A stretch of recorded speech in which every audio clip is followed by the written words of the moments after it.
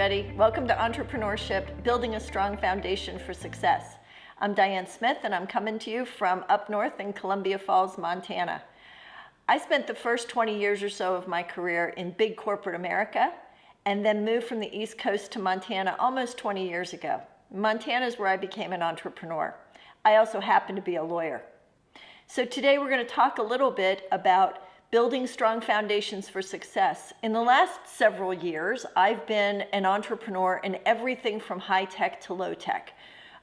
Big tech, CEO and founder of a large technology company that raised $42 million, mostly here in Montana, and then expanded out internationally, to a small coffee shop here in Columbia Falls, and lots in between. So I've learned a lot, and I look forward to sharing some of it with you today.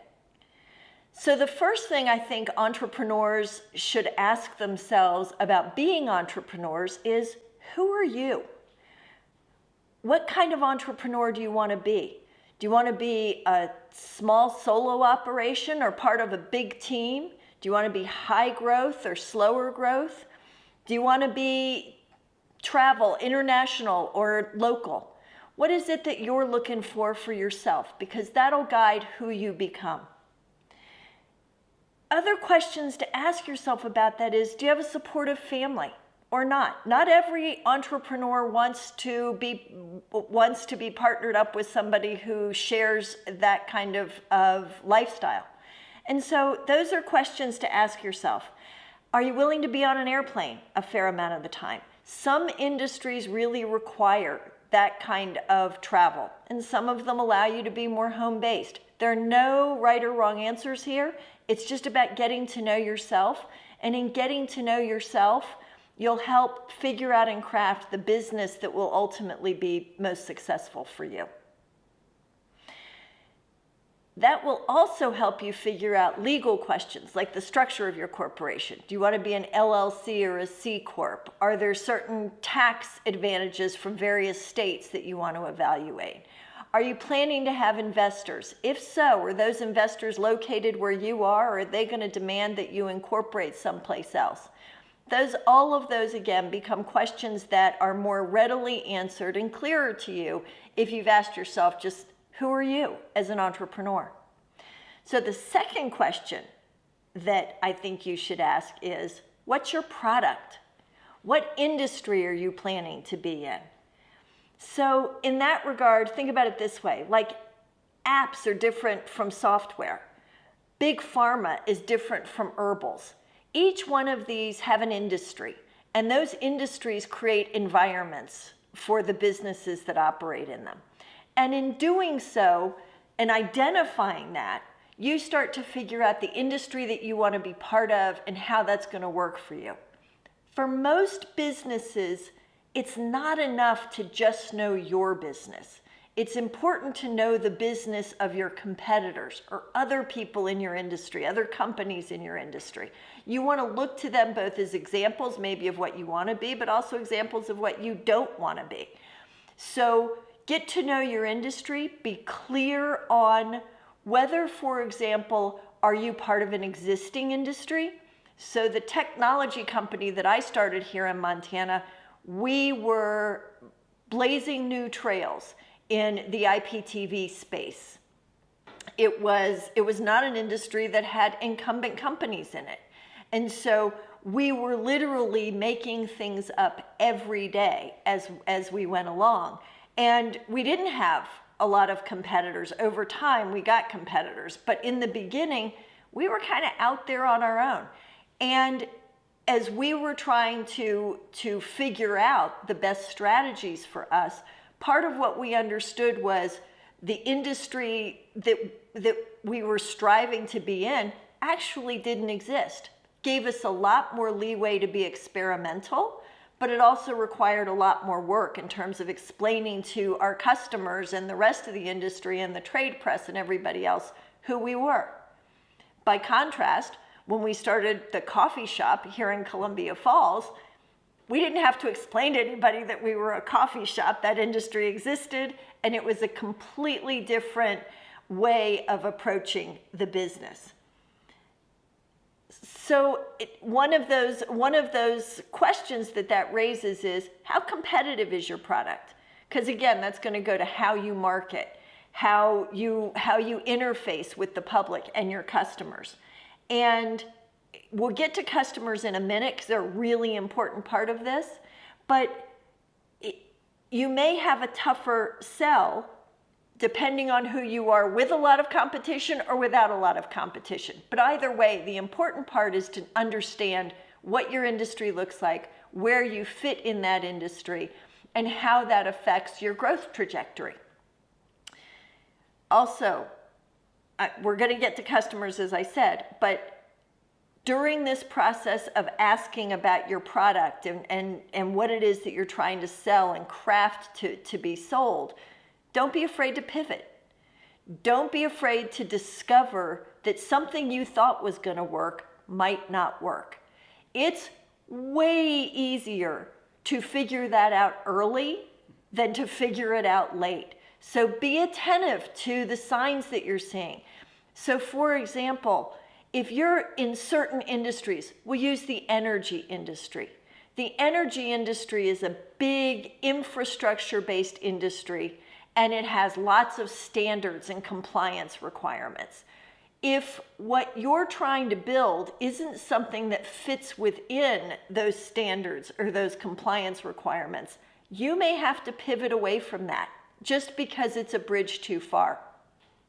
I come out of the cell phone industry, and for years, people would come to me with an idea for a product that was related to the cell phone industry, and I would say, do you meet the standards for the handsets that companies are using in the cell phone industry? And more often than not, people would say, no, but that's not a problem. Well, I gotta tell you, not being able to work with the handsets that are in the cell phone industry actually has proven to be a pretty big problem for a lot of folks, and a lot of money's been lost doing that.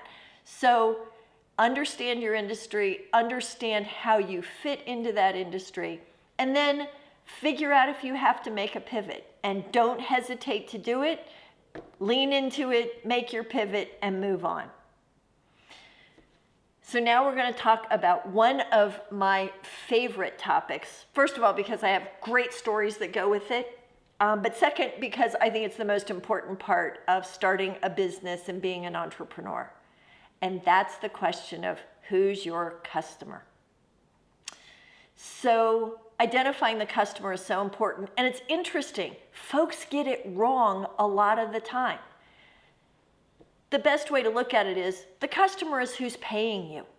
So when the money flows are happening, that's who your customer is. So it's interesting, if you look at like print media, most print media, it's changed a little bit in the last little while, but for most print media, the customers weren't the readers or the viewers. The customers were the advertisers.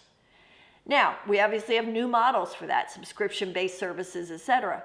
But for the longest time, again, I would talk to content creators and I would say, who are your customers? And they would all say the viewer or the reader or whatever. And I'd be like, so you're subscription based? And they'd be like, no, we're advertising based. And then I'd be like, then who actually is your customer?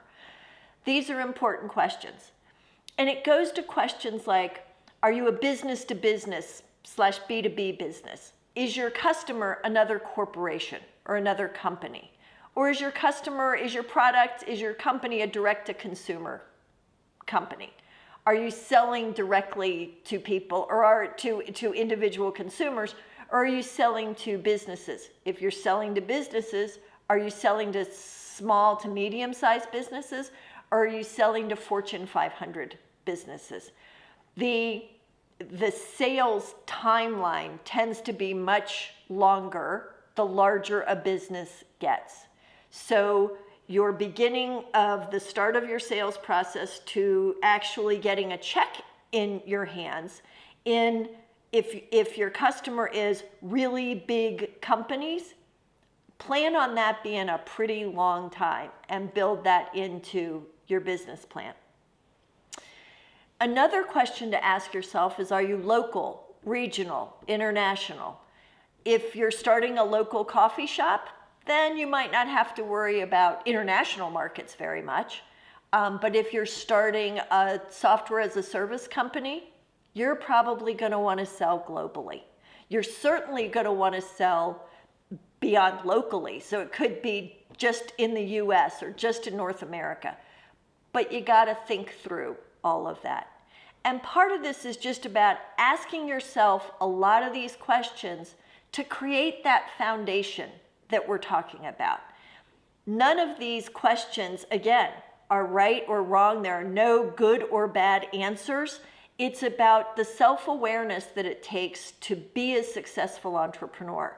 Successful entrepreneurs, for the most part, remain highly self-aware, because that awareness of who you are and who your business is and how you describe that business to others and how you fit into your environment become really important on the pathway to success.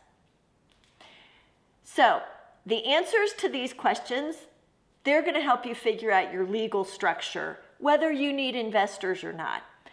If you're planning to bootstrap, in other words, self-fund, or just use friends and family as your first investors, and they don't have a real deadline on repaying that investment, will you need a team? Teams are one of the most important parts of I think, the analysis. Do you like working by yourself? Would you rather work with 10 other people? Would you rather work with a team of 150 people? All of those possibilities are fabulous. The one thing you don't want to be is in a space, though, where you personally don't fit as an entrepreneur. And do you want an exit strategy? Are you planning to stay in the business forever and ever?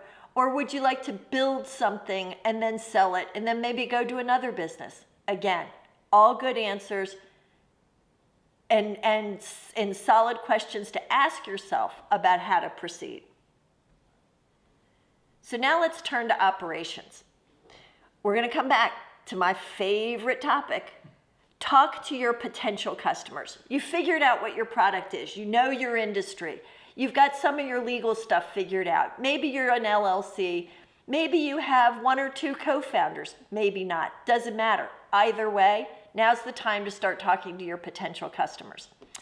In the early days of my tech company, we actually drove around the state of Montana and talked to potential customers of ours. And after about 2,000 miles and 4 months of driving around, all intermittently, we didn't drive around for a solid 4 months, but after we did that for a while, we discovered that we had this unbelievably sound business plan, because we'd put our business plan through the challenge of our customers telling us what they liked about it and didn't like about it.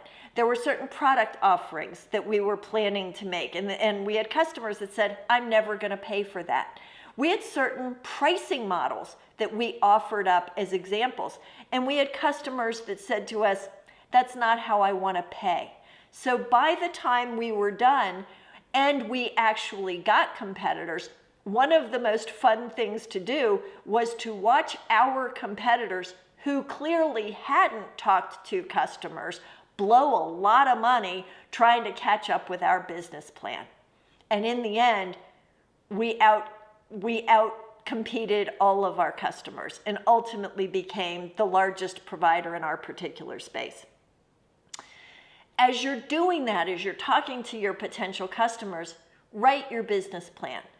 The challenge of that and sort of the questions that it will raise for you and the potential strengths and weaknesses you have to address and exploit, all of those will be good information for you as you move forward. At the same time, build a board or a board of advisors or a kitchen cabinet of people who you have heard of or you may know or have been referred to you, that are willing to meet with you for 1 hour or so a week or every couple of weeks by phone or over coffee. Take their advice, ask for their guidance, get them to just listen to you. Folks like me do this all the time, and I enjoy listening to people talk about their business challenges and then weighing in a little bit, but more often it's just about you need folks to be able to talk to out loud about what you're going through, who are mostly just good advisors to you and good sounding boards. Now's also the time to build your team. Now, if you're a CEO of a larger entrepreneurial venture, building your team will become a daily constant. But even in a small company, even in a coffee shop, building the team is something that takes a lot of your time and focus. So you really want to focus on it. And in that regard, seek talent. Just seek talent. You know where you find talent? You find talent in diversity. You know why? Because those are the people that don't think like you. You don't want a team of people that all think like you. You want a team of folks that challenge you, that challenge your suppositions and your assumptions and your ideas, all of it. That's great. That combustion of ideas, that creative combustion of ideas is an extraordinary positive and asset for every business from large to small. But particularly in the early days, it can really help you hone down and come up with the best strategies and solutions for your company. Build your buzz. So, buzz is important. We live in a social media world, and it's now a significant percentage of time for most of the businesses that I work with. And I think you got to be mindful of it. Being thematic, coming back to your core values, knowing who you are, and letting folks know about that, asking them for help when you need it, all of those are great things. Use social media to your advantage, build your buzz, build your presence in the marketplace. And all the time, on an ongoing basis, build relationships with your customers. Your customers are a giant asset for your company, and you want to build relationships with them. Now I'm going to tell you another story about my tech company.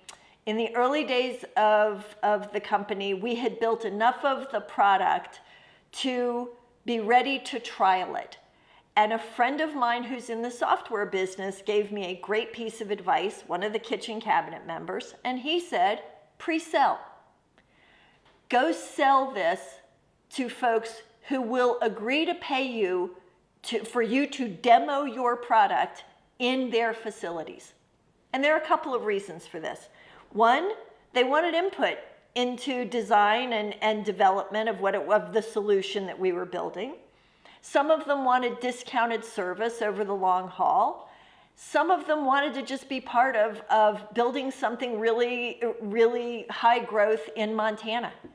And we were able to do these trials with our customers, each of whom paid hundreds of thousands of dollars to be our beta customers. Now, part of this was they'd also helped us write the business plan. We had been in constant touch with our customers from the very early idea phase of the business. So they knew that what we were building was something that they needed and were willing to help pay for. And fortunately, after I got this piece of advice, which originally I was just like kind of terrified of, but after I let it sit for a few days, I made 5 phone calls and I made 4 sales in 6 months' time. Part of why that was also good was the buzz that it helped build. At that point in time, people were like, wow, these folks have raised over 7 figures for beta testing. And we had investors calling us and other customers on the line, and it helped grow the business. Build relationships with your customers. As you're operating, check in every day on your profitability. Your profitability is the space between what you spend and what you keep. And you need to be tied into that every single day. It doesn't mean that every day you're going to make money. In fact, most businesses have more off days than on days. But you got to check in on it. Profitability is the sweet spot that you're looking for as an entrepreneur. Being in the red all the time, losing money every single day, that doesn't help you either. So you got to find these profitability sweet spots, and you got to know where they are.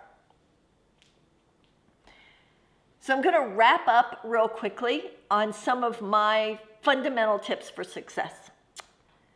The first one is, as a CEO, you're building an ecosystem. You're building an ecosystem that balances the interests of your employees, your customers, and your owners/shareholders. Each one of these folks can occasionally have competing needs from the other. And your job is to try and balance those interests. And it's the hardest part of being a CEO, is keeping that ecosystem in mind and balancing what your entire company needs. The second is go deep, not wide. I want an entrepreneur. I'm looking for entrepreneurs who want to be the very, very, very best at what it is that they do, that go all the way deep into their product, their market space. I'm not really interested in entrepreneurs that tell me that they can do everything. Bring me an entrepreneur that wants to do one thing super well, and I'm going to be really jazzed by what that person's got going on. The next thing is practice radical honesty with your employees, with your customers, and with your shareholders, owners, investors, debt holders, whatever. It seems like it's kind of out of fashion right now, but I don't believe that. I believe radical honesty is more necessary than ever, and I think that you'll never regret it. And then lastly, time is your most important asset.